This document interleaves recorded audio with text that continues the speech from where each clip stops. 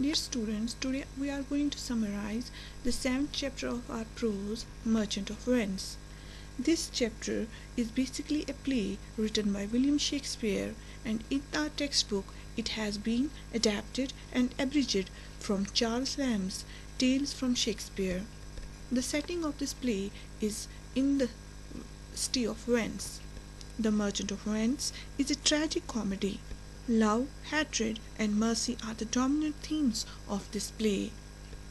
There lived once a moneylender named Shylock in Venice. He earned a lot by lending money to merchants. Many people hated Shylock. Some people hated him because he forced merchants to repay him in terrible ways. Others hated him simply because he was Jew. Of all the merchants who lived in Venice, one hated Shylock more than the others. His name was Antonio. Shylock hated Antonio as well. This was because Antonio was a very generous moneylender. Antonio and Shylock often ran into each other at the Rialto. The Rialto was the business center of Venice. When the two met, they could have arguments. Antonio would often yell at Shylock for the heartless way of doing business. Shylock often thought about ways to get even with Antonio. Almost everyone in Venice really liked Antonio. They felt that he was kind and honest. The merchants especially admired him. They knew that he would help them when they were in hard times. At the time when the story begins, Antonio was waiting for his ships to return with merchandise. He had put almost all his money in the ships. Antonio had many friends, but his best friend was Bassanio. Bassanio was a young and handsome nobleman, but unfortunately he had no money. Bassanio wanted to marry Portia. Portia was beautiful and intelligent. To do that, he had to travel to Belmont, where Portia lived on her estate. He needed money for that. When Antonio came to know this, he wanted to help. He told Bassanio to borrow money in his name. "Don't worry," said Antonio. "I know what you can do. You can borrow money from a moneylender named Shylock. He always has money on hand. He'll certainly lend you money if I sign a loan agreement." And then thus happened. They went to Shylock, the Jewish moneylender, and asked him for the money. As Shylock listened to Antonio and Bassanio, he became angrier and angrier. How foolish these two men were! They knew how much he hated them, and yet they were asking him for a loan. He was determined to make Antonio pay dearly. Shylock answered him slowly. "Do you remember all of those times that you insulted me in a loud voice that everyone could hear? You once spit on me and called me a dog, and now you want to borrow money from me, a dog?" Then the wicked man devised a plan. Shylock decided to take advantage of this situation. "All right, Antonio, I am willing to lend you the money. I won't even charge you any interest. Just pay me back the loan on time." "Well, I need some kind of guarantee, don't I? 3,000 ducats is a lot of money. If you don't pay me back on time, I want a pound of flesh. I'll take a pound of flesh from any part of your body." He gave them the money on a strange condition. If Antonio failed to return the money within 3 months, Shylock would cut off a pound of Antonio's flesh. Antonio agreed to this and borrowed the money for Bassanio. A strange smile came over Shylock. Bassanio went to Belmont. Portia too was glad to marry Bassanio. Bassanio and Portia were very happy together. In the meanwhile, Shylock heard that Antonio had lost his ships. He was very happy that Antonio would not be able to pay the money.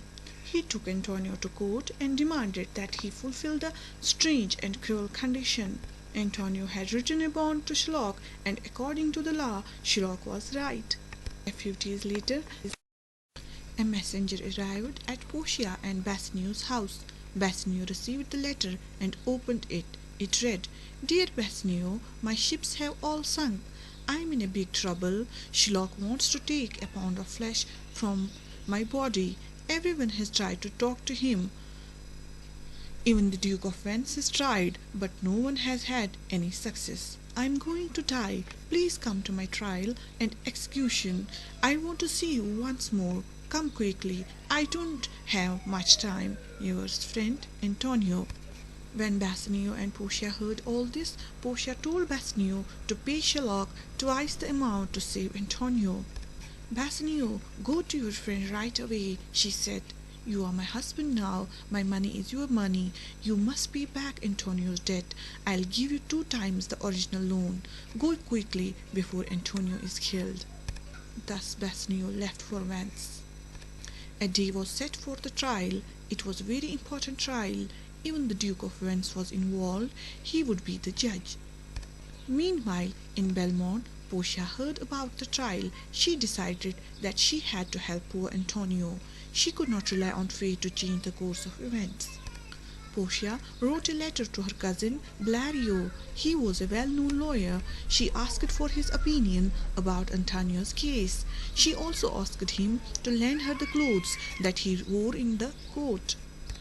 Portia and Nursia went to the grand courthouse of Venice. There they waited for the trial to begin. On the day of trial, Portia gave the Duke of Venice a letter. The letter was from Bellario. It said that he could not be Antonio's lawyer because he was sick. Bellario wrote that Balthasar would be Antonio's lawyer instead. Balthasar was actually Portia in disguise. The Duke didn't mind that Balthasar would represent Antonio. Portia looked around the huge courtroom. Shylock seemed to be enjoying his day in court. Antonio looked at her with begging eyes. Portia then looked over to her husband. Bassanio didn't realize that Balthasar was actually his wife. He asked Antonio whether he had agreed to Shylock's condition. Antonio said that he had agreed. "Antonio, you must get ready to die then," said Portia. Everyone in the crowd gasped. They couldn't believe what they were hearing. Then the young lawyer requested Shylock to show mercy, though the law was on Shylock's side. But Shylock was adamant. "It's too late for that now. I don't want money. I want my pound of flesh. Read the contract. It says that I can take the pound of flesh, and it says that I can take it from the place nearest to his heart." He began sharpening his long knife. He couldn't wait to cut into Antonio. Portia turned to Antonio. "Do you have anything to say before you die?" "No," said Antonio. "I am ready to die."